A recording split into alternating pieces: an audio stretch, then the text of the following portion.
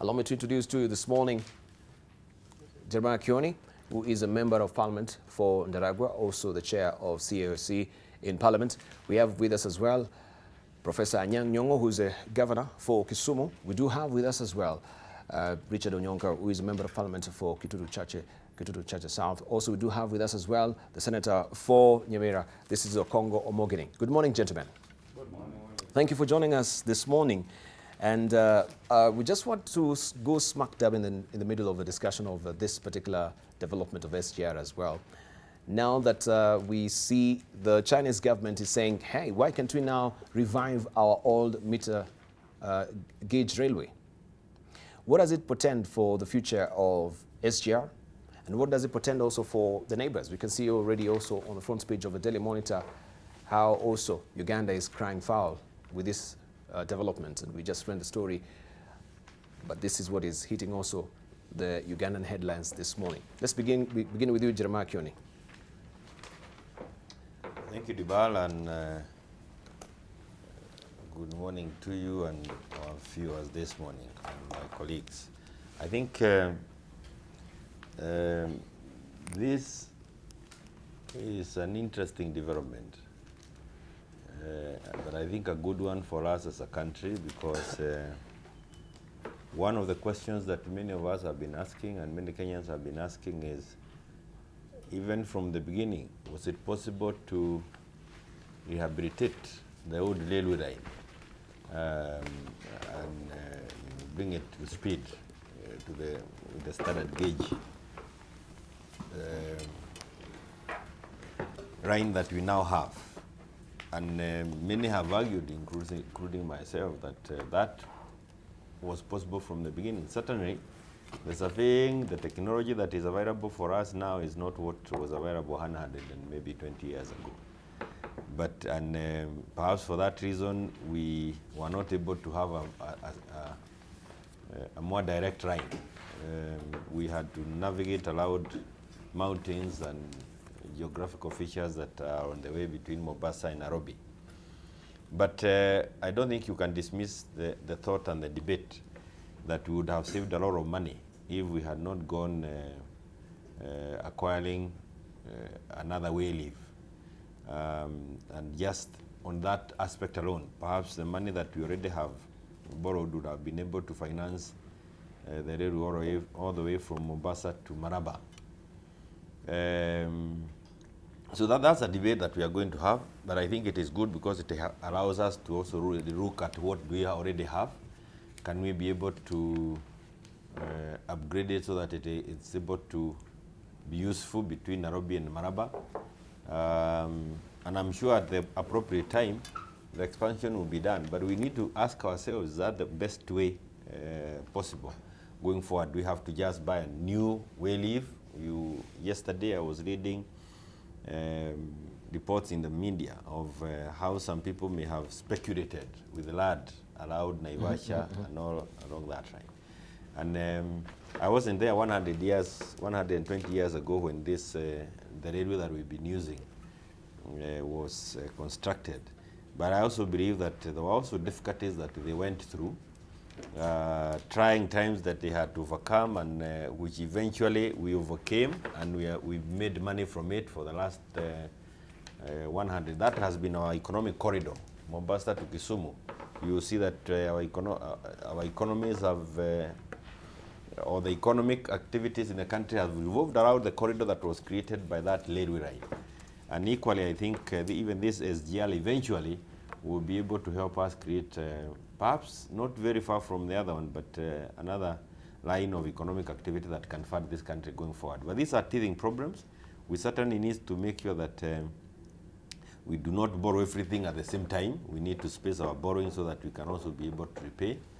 But I think the bar, we shouldn't be lost. It shouldn't be lost to us that other than the fact that we were denied, irrespective of what is being said in the media, we did not get the funding for the extra kilometers that we wanted between Nairobi and Maraba.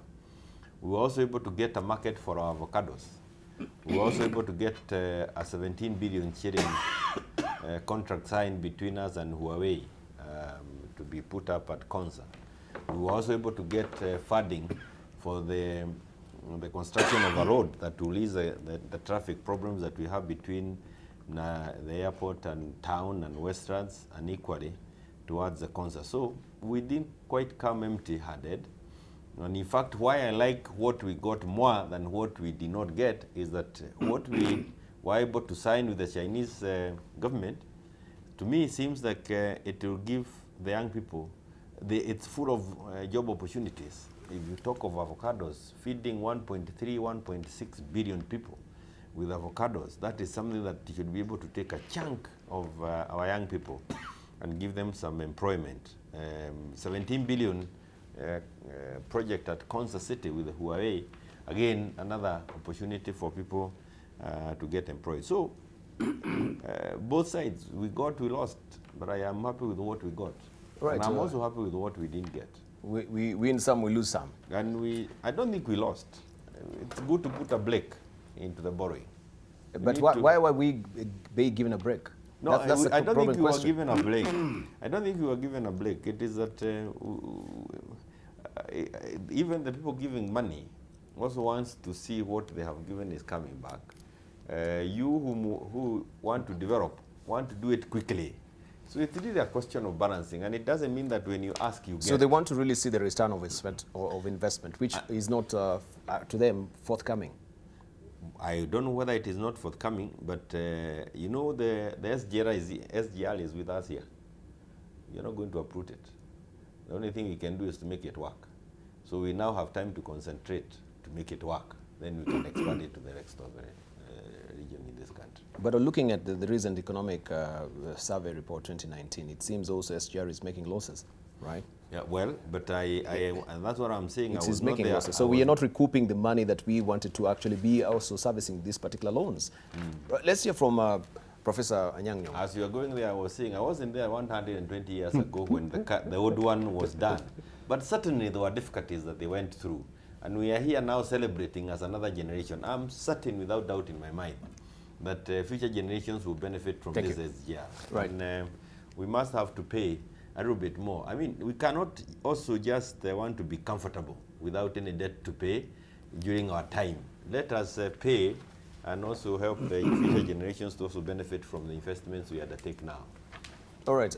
Professor Anyang Nyong'o, looking at today's editorial cartoon inside the People Daily, this is how it looks. Maybe you can just put it up on the screen for you to see it. All right. There you have it on my touch screen. Avocado deal. This is what actually they got from the trip, according to Stano, from China with love. And you can see there, that is what now we're talking about. I think Jeremiah Kioni alluding to the fact that, yes, at least we won something. This is the avocado. And compared this to is not something on a mkokoteni. This is serious business. Serious business. Feeding people. You're talking about food security in our country. Let's hear from Professor Anyang Nyong'o. Well, good morning. Good morning to you. First, I'd like to extend my condolences to the Moy family for the loss of JT.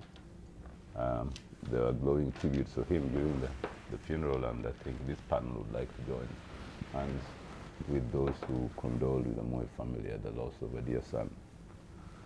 Having said that, I think the best analysis of this SGR thing is actually in the East African on page 4 to 5. I think this is a very good analysis which gives much more information than that cartoon. Okay. First, you have to realize that the SGR from Mombasa to Nairobi, it is too early to say whether it is going to be a loss-making enterprise or not. In fact, if you look at the figures given by the East African in that box, which is captioned failed cargo business. I just want to read it because let's get this first correct. China's reluctance to fund the third phase of Kenya's SGR project is seen as arising from poor performance of the cargo business on the initial Nairobi-Mombasa section, which began operation in July 2017. Now, July 2017 is not that far. Yeah. And as Jeremiah says, the so-called lunatic line, when it started, there was a lot of skepticism. But it lived for about 100 years before the Kenyan government or the Kenya Railways Corporation decided to abandon it because of competition with hauling cargo on the road, really. It's not because it was viable, but business was being taken away from it by cargo being hauled on roads. Then the Transport Cabinet Secretary, James Macharia, last July told Parliamentary Investment Committee that the SGR operator had made 110 million loss in the first year of operation. Now, if you look at the cost of cargo handling by SGR, if you lose $110 million the first year, that's not too bad. And then he goes on to say, on average, the line made a monthly loss of 75 million in the 27-28 financial year, largely as a result of low cargo business.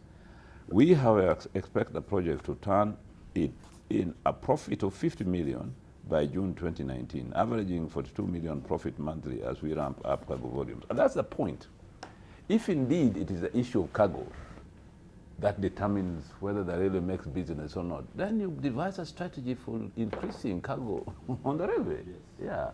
Yeah. And then if you remove cargo from the roads, you're actually doing very good business. The cargo on the roads destroys roads, and repairing roads so frequently is very costly. So I really think that what we need to do is just to say, okay, fine. China says you have not made the profit on this section of the line.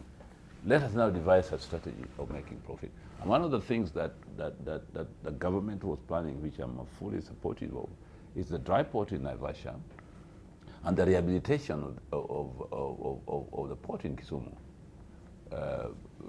Both the port, the part of the port for repairing ships and boats, and the one for handling cargo. On the CBD side, the new port on the other side, which is going to be much bigger, Musori side, it was going to be much bigger to handle bigger maritime transport on the lake. Now, all these things must be seen together. Finally, I want to say, if financing the Naivasha-Kisumu-Malaba route up to Kampala to Kigali, if the Chinese are denying the Kenyan government, the Ugandan government credit to do that line, let's look elsewhere. It doesn't just mean that only China can finance this section.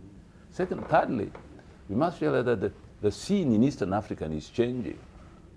The DRC is interested in joining the community. If the DRC joins the community, the game is changed completely, because now China is now looking at the DRC as a non-member of the community, and Ethiopia as a non-member of the community. And that's one of the reasons why they dealt with Ethiopia separately from Kenya. But I think the Eastern African countries might come with a strategy of economic integration that makes us less dependent on external financing, or when we go to ask for external financing with a higher bargaining power. With an East African community involving Ethiopia and the DRC, it's a higher bargaining power. Mind you, the DRC can mortgage its own mineral resources, and they're a very rich country, for purposes of development. It's called developing using your natural resources as what do you call it? As a security, okay? Now, these are the things we must look at. Personally, I think this gives us an opportunity to retool and rethink on our strategy for economic integration using infrastructure, and rethinking the financial sources of supporting this infrastructure development. Thank you. Right, but let's see, should we have devised a plan before we actually got this particular loan? Because it seems, yes, we got the loan, then we didn't know how we're going also to service this particular loan. I mean, yeah? So if we're talking about devising a plan right now... No, that's like time over spilt milk. The decision has been made, the SGS has been built. But whatever we didn't manage to do then. No, Prof, the fact is that we had poor planning from government. I know, but I'm saying that's spilt milk. There's a poor planning. Now we know we did something wrong, and we should know we did something wrong, or we didn't plan properly, we didn't cost properly, or maybe definitely the railway cost more than it should have. But we should learn from that. Now, how do we rectify that mistake and build ahead? Because the people in East Africa must get better infrastructure. We can't just sit back and cry over our foolishness in the past. If we were foolish in the past, let's be wiser now. But see how the folly has actually costed us. Definitely. Because we're paying billions actually on this. Definitely, right? It has. But what I'm saying, given that, what do we do now? What do we do? Yeah. Right, let's hear from Richard Onyonga. Dibal, I would like to actually just refer Kenyans to an article which has been done by Professor Yashpal Gai, and it's on the Star of the weekend, which was on Saturday. Star. The truth is, when you look at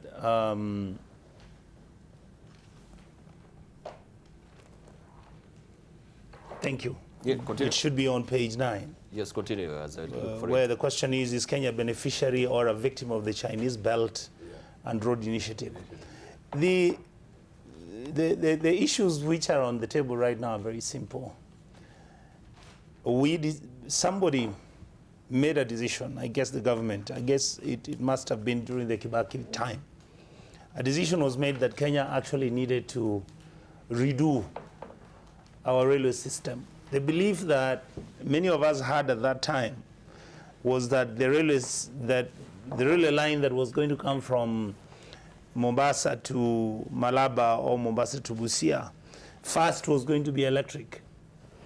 The second issue that came up is that we would actually adopt or look at the best practices on what other countries have done in terms of costing, in terms of the engineering and the design.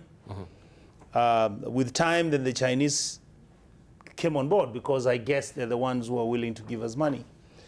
The problem that exists in Kenya today is that, one, Kenyans are extremely disappointed that this SGR experiment has actually failed.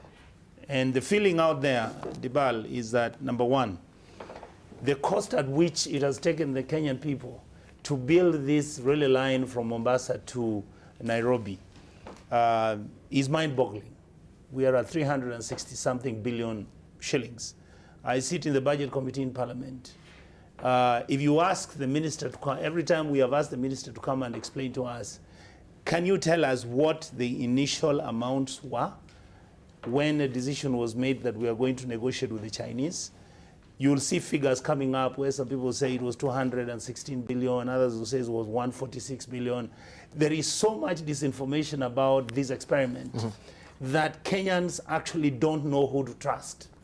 You will have very articulate, very intelligent people who are always discussing this matter. For example, if you look at David Ndii, he's come up every time. He gives out the data and the facts about, one, this experiment is too expensive. He compares with the Ethiopian railway line. Ethiopia's done exactly the same thing. In fact, Ethiopia's is different because it's electric.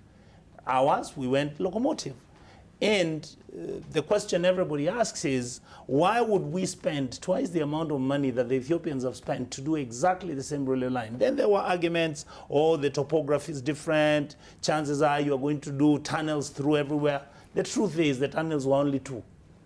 Everything else was spread out. The railway line moved in. When you look at the locomotives which came, they're old. If you look at the Kenyans benefiting from this railway line, it's mind-boggling. 3/4 of the engineers and the managers of all these experiments are Chinese.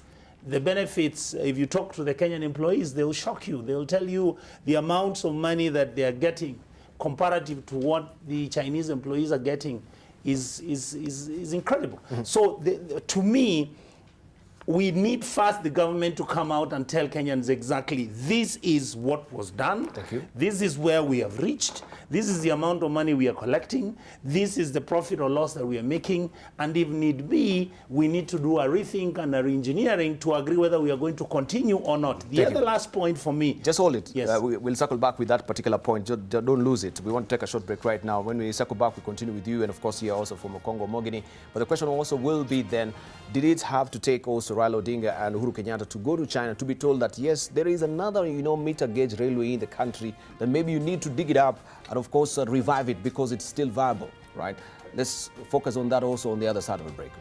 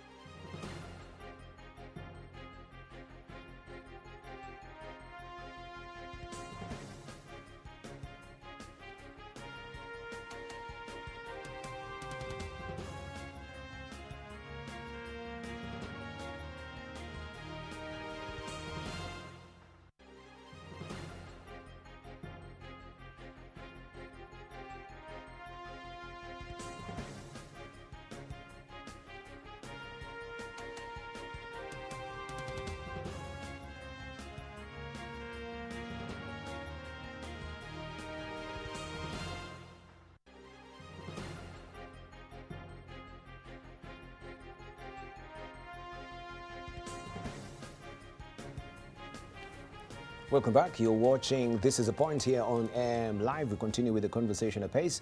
Before we took a short break, we actually interrupted the thoughts of Richard Onyonka. I hope you've not lost your track of thought. No, I haven't. Okay, good.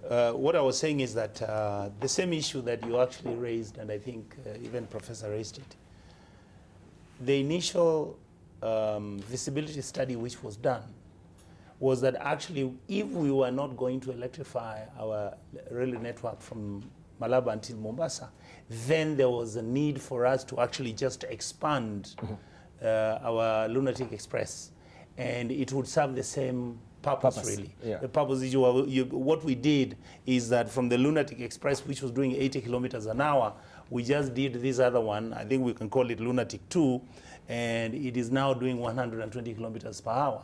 Finally, there were other options on the table. What happened to them? For example, why didn't we negotiate with the Chinese where they would build, operate, and then later on transfer the rail line to us so that they would make their money, even if it took about 20 or 30 years, as they say, which the funding was going to last that long, then they would hand it over back to the Kenyan public. Finally, all this Chinese debt that Kenyan government is collecting, there is no transparency and accountability from the Treasury for them to explain to us what are the sovereign guarantees that we've given to them. Have we given them to the port of Mombasa? Have we given them Kenya Airways, Kenya Airports Authority? Have we given them our parastatals so that they then, in case we fail to pay these loans, they can recover their money? These are questions which to me are very fundamental, and these are questions which the Kenyan public needs to be informed. But every time, and I've explained, every time in my parliamentary committee, in the budget office of Parliament, will come out and tell us this is exactly where we are. We are very uncomfortable on the debt that Kenya is picking. We are not in a position to actually pay back these debts. But every time the Treasury comes and makes a presentation, they say, no, everything is rosy. In fact, we expect SGR to start paying for itself.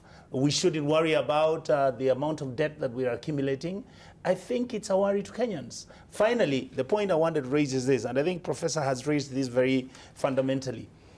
If we look at the East African market, East and Central Africa, for example, we go all the way to the Congo. You look at Burundi, you look at Rwanda, you look at South Sudan, and of course Uganda is actually the direct neighbor that we have.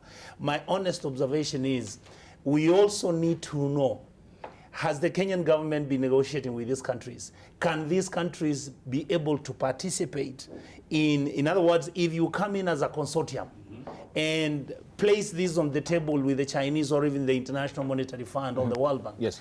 and these countries act as sovereign guarantors of this money which we would pay, it means anybody in the world out there, in fact, we could even raise the money from the open market, because people will see that if these 8 or so countries are willing to come together as a consortium and they are willing to fund this, then this must be a viable project.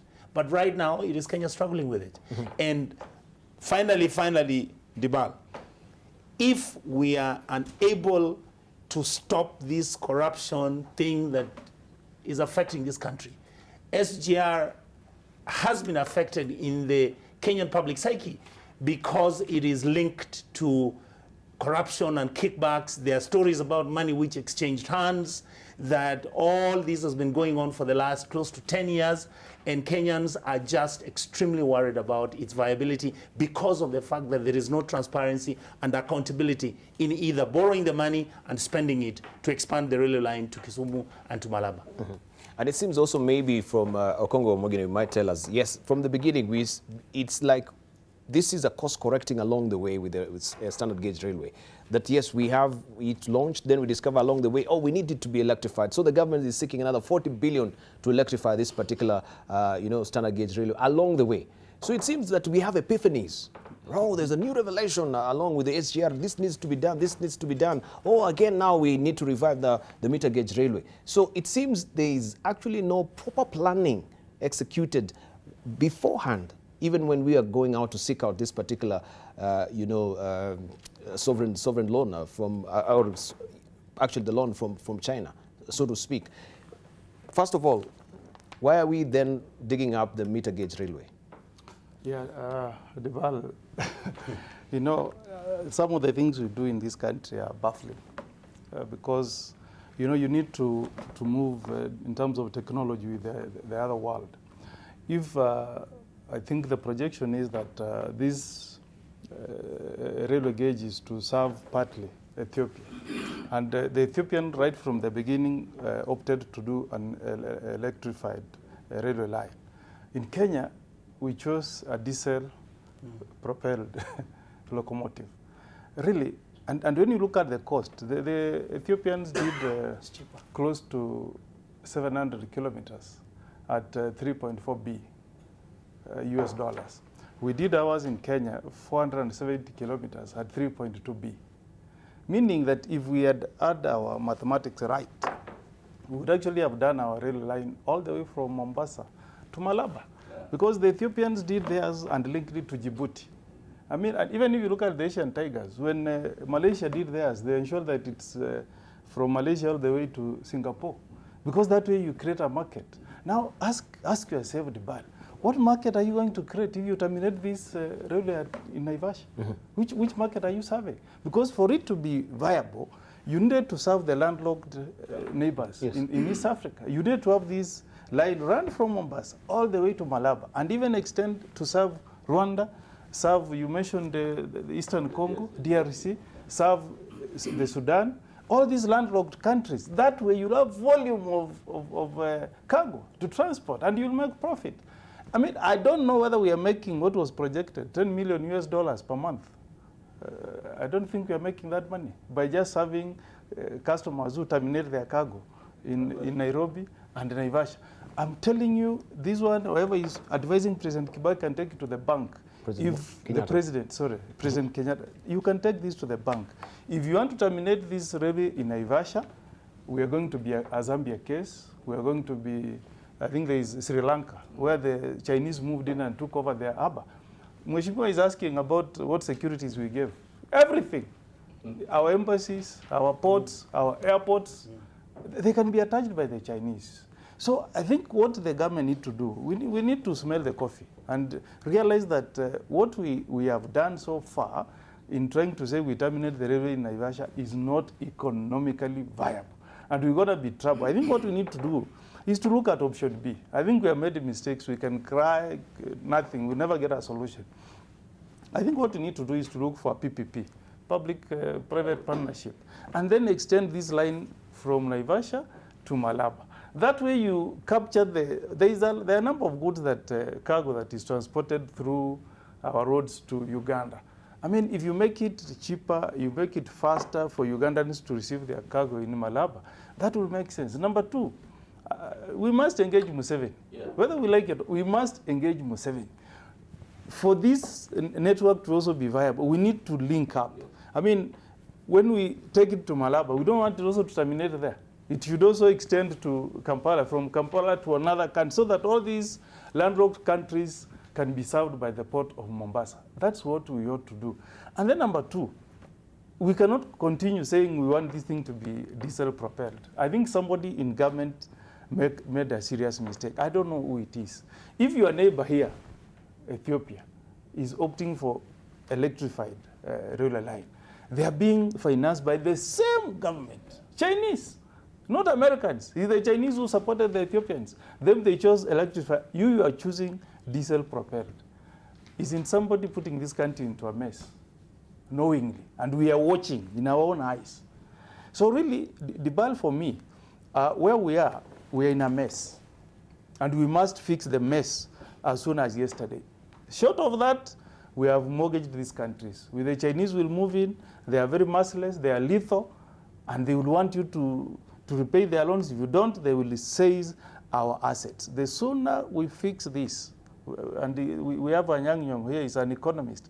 The sooner we fix this, the better for this country. Mm-hmm.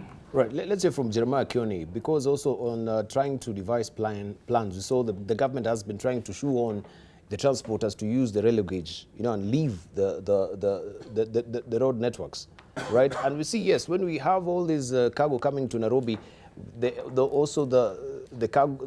freight is actually going empty back to Mombasa. no economic sense at all. And even then they've been crying foul that, oh yeah, it's not making sense to us to actually be using the standard gauge railway. It is cheaper even using the road. You mentioned that, yes, the roads also, you know, they are actually getting affected with these long haulers on the road, trying to damage the roads as well. But trying to devise plans, must you also force people to use the standard gauge railway so that you can recoup or try to actually get money to service these particular loans? Thank you, Dibal. One is that I like what Omogeni has said, that we cannot gather every morning like those birds to cry. We are here, we are here. We must be more positive as to where should we go from where we are. And I must say one of the things that is crucial is that if there are people in government offices who made the kind of mistakes that I have heard from my colleague Omogeni, to the where we made such hopeless decisions, instead of an electric system, we now have another diesel system without good justification. I think this is where the DCI, EACC, and DPP should also focus on, because that will be abuse of office. Making poor decisions is also when facts are before you, it's not an issue that you should let go. It is an offense. We cannot misuse our money when we trusted you because we thought you have some knowledge. And this is why even when people are being recruited into offices, when they are being hired and employed, they must qualify for those offices so that they don't make such hopeless decisions, if they were that bad. And I say if because, again, when you look at the Standard on page 14, I don't know whether this is the one that Saturday Standard is not the one for today, but the Saturday Standard. There is an article done by Kamodho Iganjo, and he is saying that for more than 2 years, some people kept us very busy, including on this panel, on the theft of Eurobond billions. Yet what we have before Parliament, and this was tabled last week, and I was in Parliament when the document was tabled from the Auditor General, was another clean bill of health, saying that these billions were not stolen after all. It was that investigation has not been done well, and those of us who were busy discussing the issue had the wrong facts. And I think we really have to be careful so that we also don't paint this country as a country that is made up of thieves. And there's nobody who is patriotic enough to just do some good work for this country. And I believe we have quite a number of Kenyans who are doing some good work. And I want to borrow from what Professor said. One is that the fact that we didn't get the money from China, and the fact also that we need to get this railway from Naivasha to Maramba and all the way to DRC for the benefits that are now obvious, begs on us to look elsewhere. Of course, really being careful with our debt, our debt levels. But we shouldn't stop. We learned that Tanzania is being funded by the Turkish to do the railway. And I don't think we should also, I think it's also good for us to borrow from different countries or get money from different sources. You're also able to compete, and perhaps the cost of money would come down when the sources are more than one. That may sound like a bad thing to say, because we're already saying we've borrowed enough. But again, it's also very dangerous to leave this thing hanging, like that tail of a camel here at Naivasha, and we didn't get it all the way to where we wanted.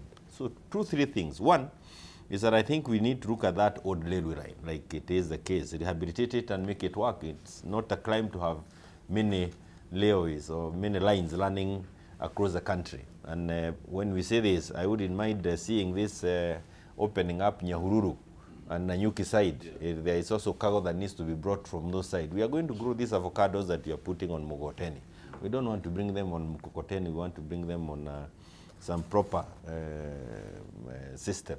But two also, as we look at the losses that we may have made between Nairobi and Mombasa with the SGR, I think we also need to look at the savings that we may have done, and I'm sure not may, we have done, by saving the damage to our roads.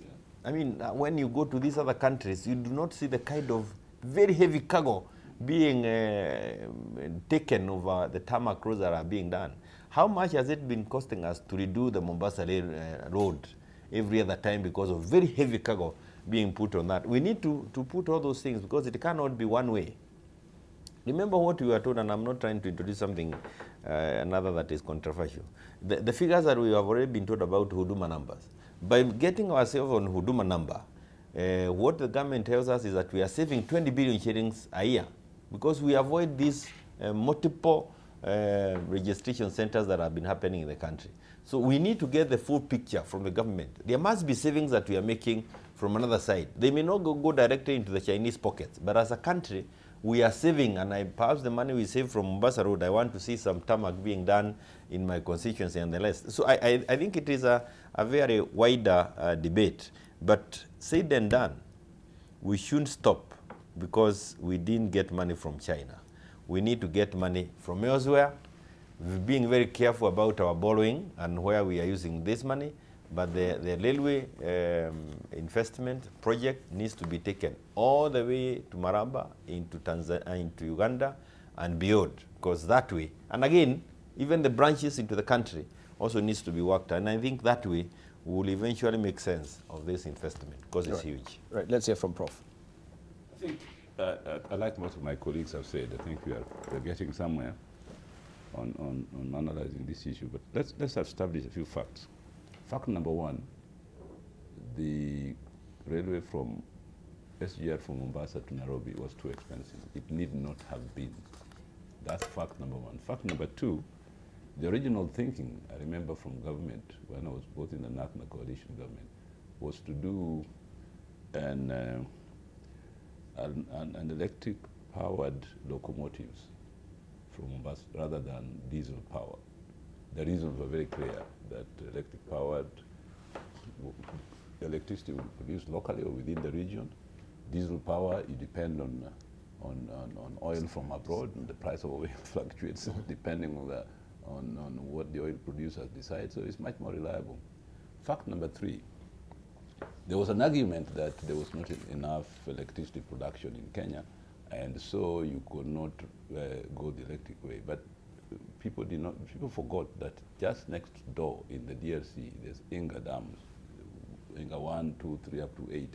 And Thabo Mbeki and actually Raila also pointed out then that within the NEPAD framework, all the countries of Eastern, Southern Africa and Central Africa could actually benefit from the Inga project if we focused on it. And that would help developing infrastructure in the whole region.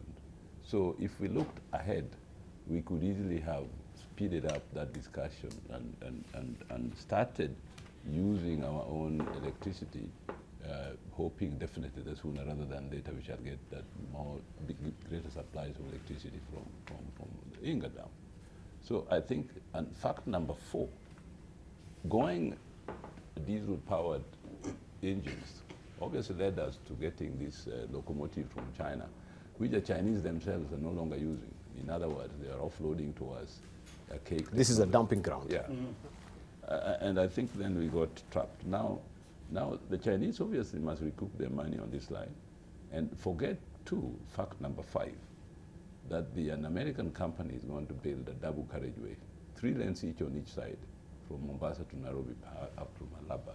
And that contract was given to Americans rather than the Chinese. That could easily have influenced Chinese attitude of financing the railway from Naivasha to Malaba, because they're grumbling about the Americans getting this deal. I'm not sure, I'm just speculating, but it's a fact. Given that, what do we do? Let us not cry. Let's not be crybabies. We must build for the future. And building for the future means let us not make the same mistake again. Let us think of building the railroad from Naivasha to Malaba, all the way to Kampala and Kabale, all the way to Rwanda, to the DRC, and to the other side of the Atlantic. That is what this Africa infrastructure is all about. And it can be done because the power problem is solved with the Inga Dam. So we get together with our neighbors and design and decide on how we want to finance this Trans-African Railroad. Now, Okomo Morgan has said something very, very important, and so has Jeremiah. That look, the model of financing an infrastructure is not one, getting loans from a foreign country. You can go PPP, you can concession, and all these things. Those things should be considered so that we build our railroad at the most cost-effective and profitable and useful way. And so we sit down, count our losses on this one, build for the future, decide on a better methodology, and we know that we cannot do it without coming together with the neighboring countries. Because, as Okongo said, without involving these neighboring countries, where are you going to get cargo from? You see, the longer the railroad is into the DRC and so on, the more cargo, the more trade will take place. So we begin from there. Let's not be short-sighted and say we don't want to go to Kisumu. Kisumu is important because if you go to Kisumu, then you connect it with maritime transport, then you can go up to link it to trade from Tanzania, Uganda, DRC, and so on. But that's just one way. If you go to Malaba, it's a different story. You're going on land all the way to the other side. And finally, for point number 6, rehabilitating the old line is not mutually exclusive from doing this one. We can have as many railways as possible in Kenya. Look at the little country called Belgium. Look at the little country called Spain. How many railway lines do they have? And Spain has built its railway lines since 1974, after the fall of the authoritarian regime. And they have done a wonderful job. So why can't we also rehabilitate this one, build the SGR, do others, and be a modern country?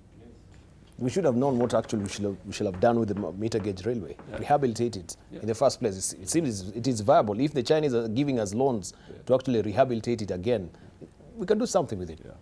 Thank you. I just wanted to bring in 2 small points. One, with my brother that I respect, Kioni. The truth is, Mheshimiwa Kioni, when Kimani Waiganjo was actually discussing the issue of Eurobond, he was just giving you what these days we call alternative facts. He took the story the way it is, decided to only tackle what he felt was going to be beneficial into his argument. The truth is very simple. What the Auditor General has said is this. Yes, it is true. The Eurobond money came to Kenya, but he doesn't know where it went. He has said IFMIS system was not used, and from the time when the Eurobond money came until now, in fact, if you notice and look at your figures, that is the period when our debt moved from 2.6 trillion to where we are now, which is 5.1. And most probably in the next 6 months is going to be 6 trillion. So the fact is, yes, the position which is correct is that contrary to what Kenyans believed, that the Eurobond money had actually been stolen out there or taken out there somewhere. No, the money came into Kenya. But the Auditor General has actually stated, and I think it's important sometimes to tell the public what the truth is, because as I said, I sit in the Budget Committee. He said once the money came, he cannot do an audit to say where it went. Imagine this is an Auditor General of your country writing a report where he says he doesn't know where the money went after it landed in Nairobi. And then the argument is some of it went into projects, some of it went into, no, but the Auditor General, because whoever that was distributing this money never used the IFMIS system. So you can't trace where the money went. I think it's important that that clarity is made. But as you're making that clarity, he has done it on his, in the paragraph, if you have the article. He's actually saying our failure to deal with the facts may have made it possible for others within the country not to explain where the money went. The point I'm making is, get the facts, argue with the facts. Let him finish. The point I'm making is that the impression you gave is that actually the IFMIS money exists, or it was actually available, and yet the Auditor General said he can't say where the money is. Point number 2, I also wanted to mention to Prof that you remember, Prof, during the coalition government, the power projects that Mzee Kibaki started with geothermal development and wind power, you remember all this, which of course President Uhuru then picked on. Kenya is actually self-sufficient in power production. All right, we have close to 2,700 megawatts right now. But most of our power now is wind generated from the Turkana wind and all this. So even if we were to actually start our railway line right now, which is electrified, we would be able to supply our own power. That can actually not be a problem. So I'm just agreeing with you, Prof, that yes, we need to rethink, yes, we need to re-engage, but again, Honorable Kioni made a very wonderful point. Why is it that when somebody makes a mistake which is costing us 360-something billion shillings, nobody's held accountable? How were these decisions made? Were they made because the Chinese were not, I mean, you see the stories about the feasibility study which was done, was actually done by the Chinese themselves. You are told the Chinese then decided through the China Exim Bank to then say, give the conditionalities of how the money was going to come. The Chinese then said, no, initially there was this whole story about how they're going to train Kenyan drivers, how they're going to get the ladies and gentlemen who are going to serve within the railway line, how they're going to manage the cargo. The story comes out, 3/4 of these jobs are being done by the Chinese. In fact, if you look at the Kenyans who are supposed to be beneficiaries, it's unbelievable. There is something that went wrong, and we need to rethink and recalibrate what we are supposed to do to make sure, like all my colleagues have said, to make sure that this thing becomes viable. Even though, again, I think Prof may agree with me that historically very few public railway systems have actually made money. All right, so we'll have to have a rethink and say, what is the cost-benefit analysis of making sure that this railway line, we are actually going to spend this amount of money to upgrade it, and in the long term, in a period of 20, 25 years, will it have broken even? Will it have made a profit? Or are we just going to accept that this is a public good? We expect it not to make any profit and let it just provide the services by opening up Kenya to the rest of East and Central Africa. Then naturally, Kenya will grow because it's the port of Mombasa which will grow, more people will be employed in Kenya. But the railway itself, internationally, most railways which have been owned by governments never make money. All right, let's hear from, lastly on this, Okongo Mogini. Yeah, you know, at times we wonder as leaders why we keep coming to these shows, we talk, and you wonder whether some people sit in some constitution offices, watch these programs, whether they listen to what the leaders say. You know, just listen to what Jeremiah Kioni has asked. You know, he has asked if somebody somewhere made a decision that totally messed up this country, that has made to huge losses. What is EACC doing about it? What is the DCI doing about it? And you know, Dibal, I remember there was some discussion on this issue some times back, which was tied to the politics of the day. And the arguments were that the cost of this construction of the rail from Mombasa to Nairobi was altered, and the cost went up almost 3 times. This is in public domain. What all of us are saying is, if somebody somewhere made this kind of mistakes, glaring mistakes, why isn't there an accountability mechanism? I mean, the agreement in place, I think we pay the Chinese $10 million US every month for running the railway network from Mombasa to Nairobi. And the agreement was that the revenue that we were to generate was to be sufficient to pay the loans back to the Chinese. But I'm told we are now discussing another Eurobond to enable our loans. Now, if somebody who was sitting somewhere has put this country in such a mess, for God's sake, can there be action so that there is deterrence, so that somebody doesn't come up tomorrow and put this country in such a mess? You know, we have always said that if the UN Convention Against Corruption was created purposely for this kind of thing, where somebody occupying public office subjects the country into serious loss for money that could have been used to improve the welfare of the citizens of our country. In this case, an infrastructure that could have transformed this country. Really, I think you also need to, at times, reach out to these guys, and they appear here and explain to Kenyans what are they doing about this mess.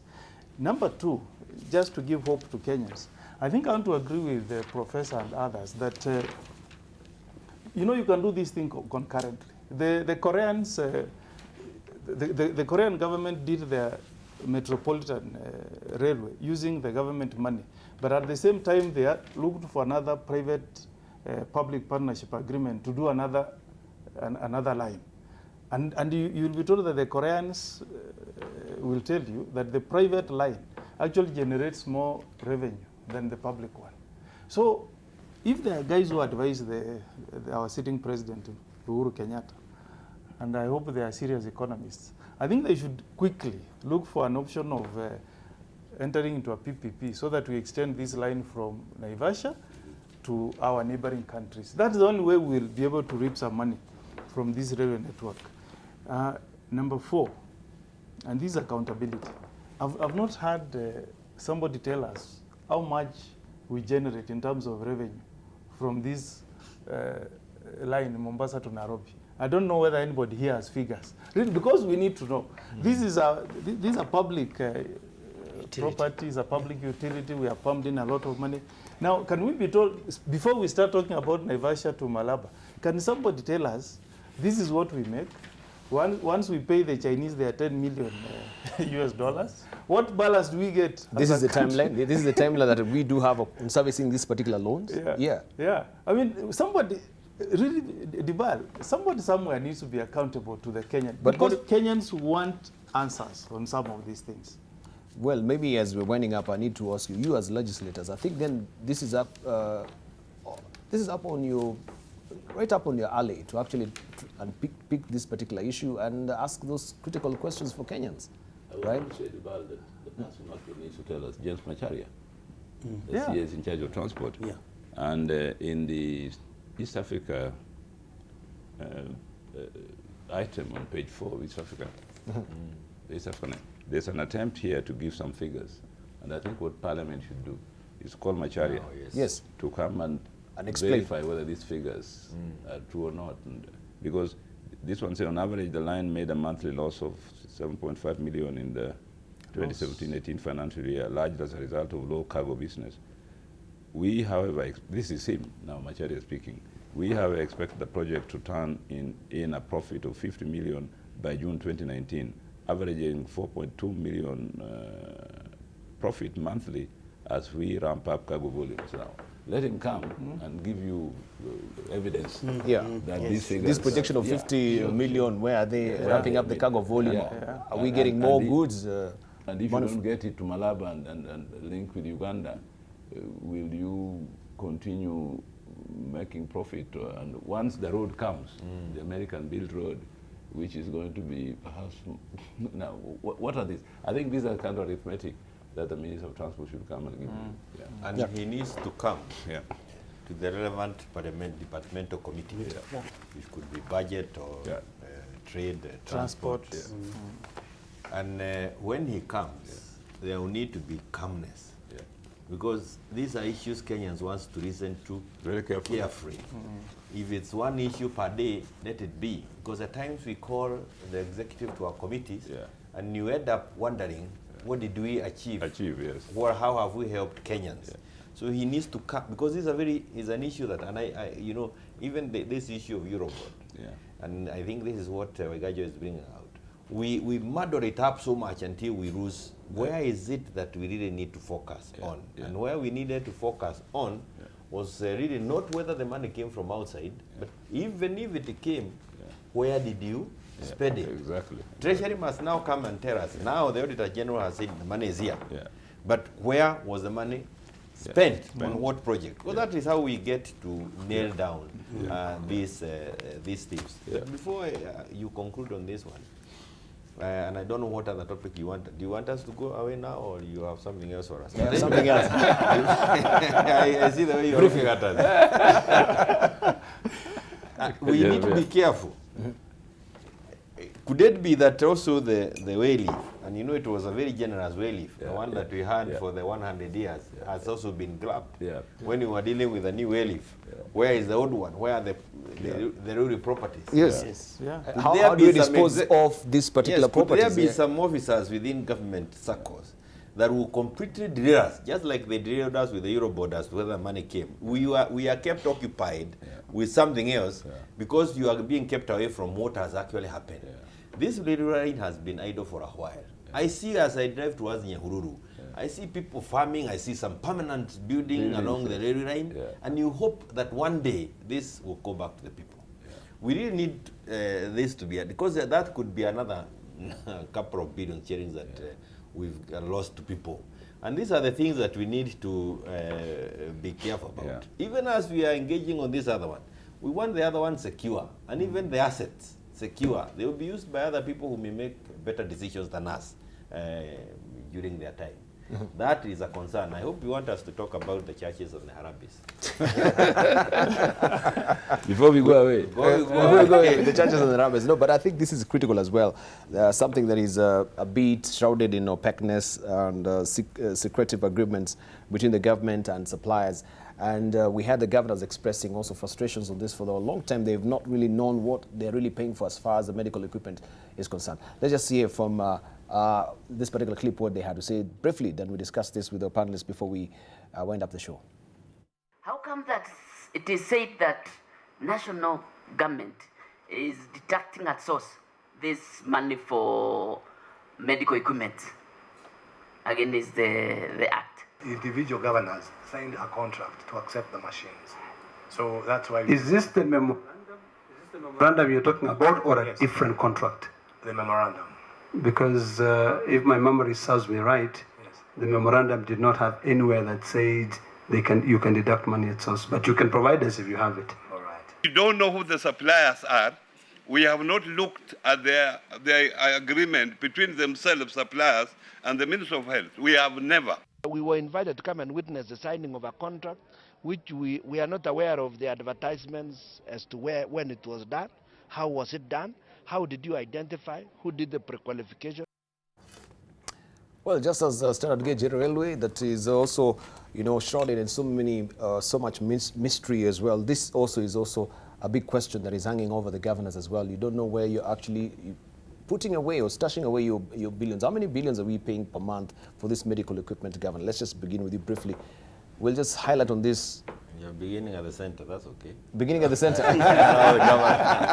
Because now this is the governor's remit. Yes, yes. Well, when it was started, the counties were paying 90 million shillings, is it or dollars? Shillings a year. Then I think last year, or 2017, it was hiked to 200 million per year, and no explanation was given at all. No explanation at all? No explanation was given. Secondly, the argument that the county government signed agreements is terribly false, because the county government presented a fait accompli. We have purchased this equipment, we are bringing them to the counties, you have to take it. Now the Council of Governors resisted. In fact, Isaac Ruto, we must credit him, he's the only governor who resisted up to the end. The other governors, even if you didn't sign the agreement, you would find that the equipment has been delivered to your hospital overnight. Yeah, at night. At night. In case of Kakamega, Against your only wish. Yeah, in case of Kakamega, Oparanya told us just the other day, we were meeting the Senate Committee on Finance and Budget over many issues, but this one came up. And Oparanya said he had refused, but the thing was delivered to the referral hospital in Kakamega at night. And then when he was refusing to accept it, propaganda was spread in the public that people are dying of cancer and the government has brought cancer equipment. Cancer equipment is not easy that. I mean, one linear accelerator costs about 2 billion shillings. And you can't just deliver it without having a banker, without having oncologists, without having medical visits. So the issue, that was just propaganda. No equipment to treat cancer was delivered, but that argument was used in the villages. And then Paranya felt very vulnerable, that if he doesn't accept this thing, he will not get the votes. This is the thing. Governors were intimidated and blackmailed. Simple as that. All right, let's go to Jeremiah. We'll come to you. There is a missing nexus. I don't know whether that is correct English, but there is something missing in the whole of this thing. And no, I think, let me just, sorry to butt in, I think it's Onyonka's time. You had your time. Sorry. I had to go sequentially. No, I just remember that. Somebody has whispered to your ear. I think you can continue then you can come. No, you just go. It's a short one. It's a short one. I'll allow him. I was just going to say, find space, and this is the senators and the governors. Find space to also engage the departmental committees of National Assembly. The money is being given through ministries. The people who oversight these ministries and even allocate these funds are those departmental committees. Let us not feel like this is too far from me, because I believe there is something that can be fixed by Parliament. The chairman of Health Department Committee is the one who lobbied for the funds to go to the Health Ministry to do the work that is supposed to be done by governors. Engage the National Assembly also. Yeah. And we may be able to fix some of these things. And I know there's a discussion going on, but with that, we'll have better devolution and better accountability of the funds. Dibal, I will again just say, Mheshimiwa Kioni, the truth is, I happen to be in the Implementation Committee in Parliament. Last year, we had a chance in January and February to go to West Pokot County. We went to Kitale, and we went to Kakamega. The truth is, the agreements were signed. This is just like SGR. There's nothing you can change. If you default on the payments which are made, this is an agreement which was negotiated through the Ministry of Health. Nobody knows who did the negotiations.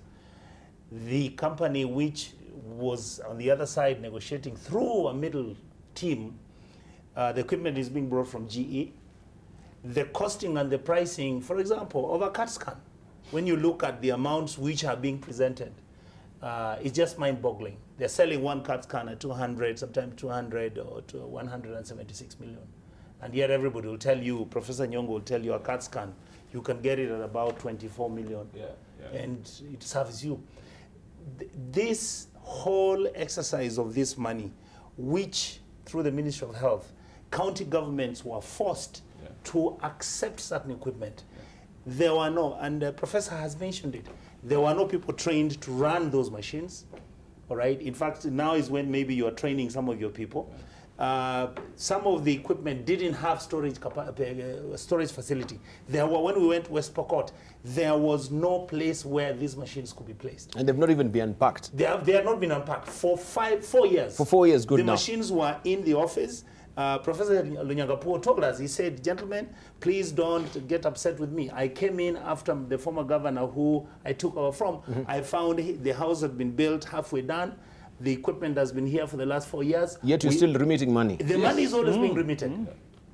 And like you've said, most of this equipment was either being delivered at night, was being delivered without, they would even make sure that when the governor is out of the country, is when they would deliver the equipment. They said the ministry has given us instructions, you receive this. This is just another stinker that has been in the making, that has existed. And then another issue, in our committee, this is what we found out. The report says if you keep that equipment for 5 years, you return it to the supplier and he supplies you with others. You can't actually walk out of the agreement. Prof, go and check your agreement.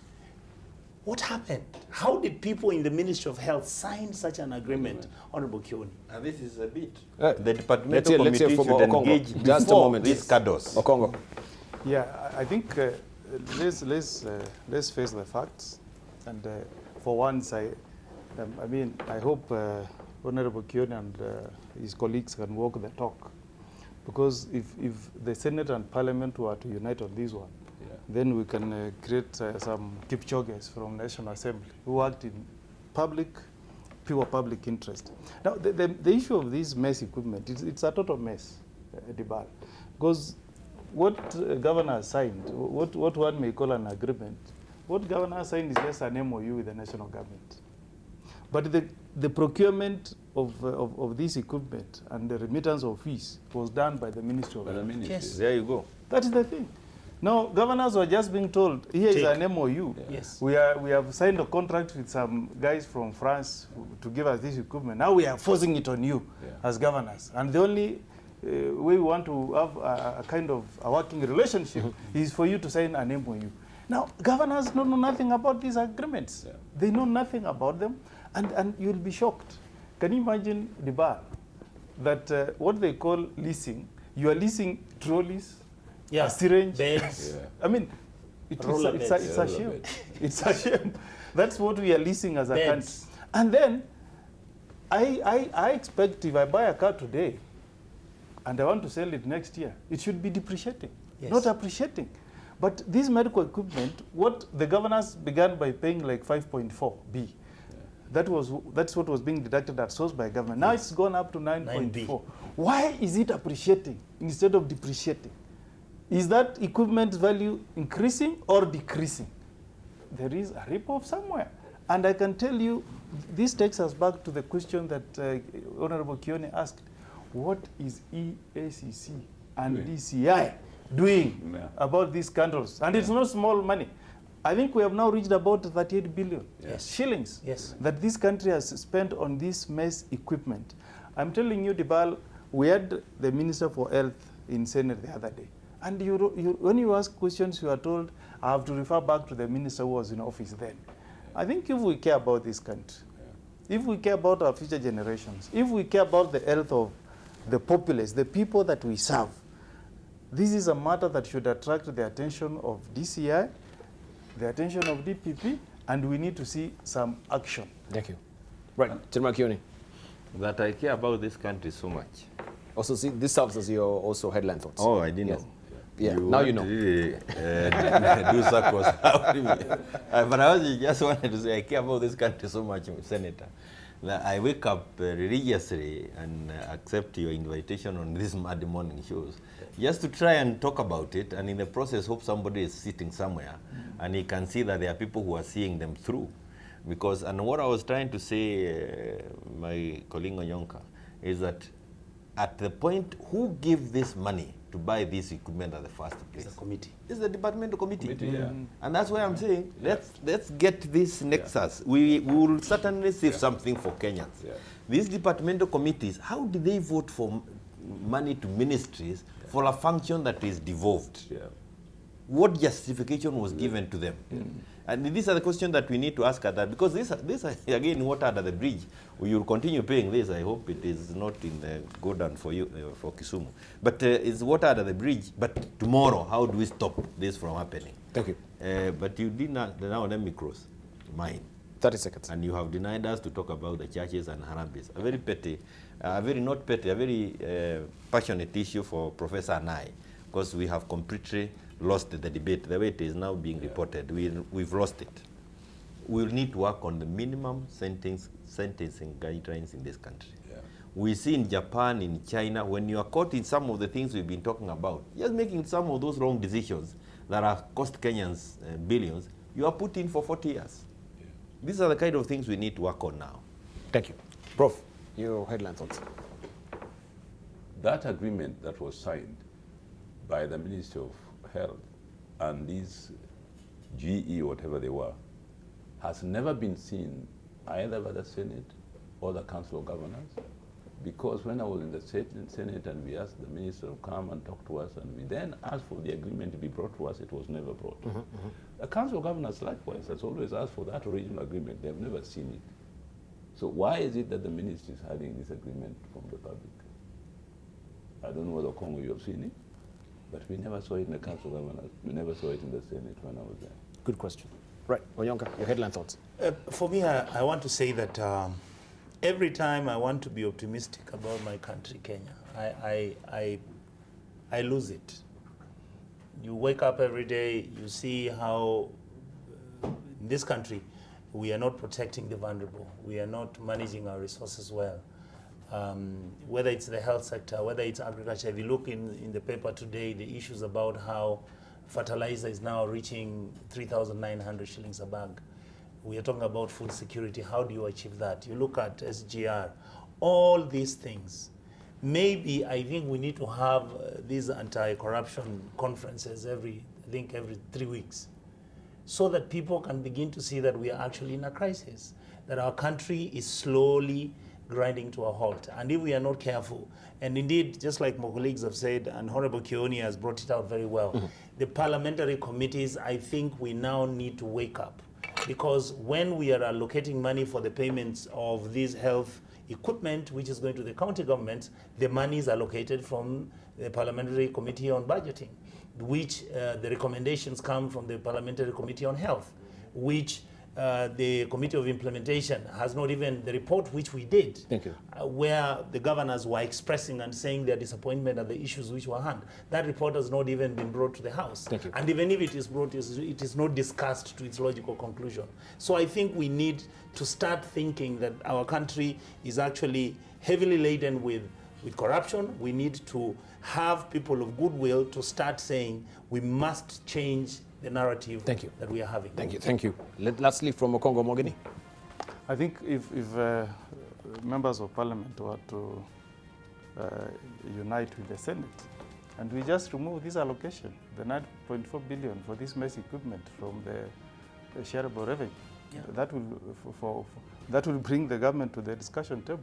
So, Mheshimiwa Kioni, deliver that message to your colleagues, and we also do the needful from the Senate. That way we can bring the government to the discussion table. And I don't know whether you did congratulate Kipchoge. My parting parties, I want to really congratulate Kipchoge and Kosgei. That Thank was, it made us all feel proud. It was a sense of pride for the whole nation. And kudos to the wonderful Kipchoge and the lady Kosgei. Kudos indeed. We want to thank our panelists this morning. You did close. I gave you a closing remarks. No. We are winding up. Don't go take photos with the old president. You see, he couldn't Thank you even very attend much, the service Jermakioni. value. These photo sessions are really embarrassing to the nation. All right. Of course, we want to thank you also for your contribution. I can see many of them on Twitter. And I want to thank our panelists this morning also for coming through and cogently discussing these matters that adversely affect this country. Issues to do with corruption, issue to do with, what is this? Disinformation. It's refusing to trip off my tongue this morning.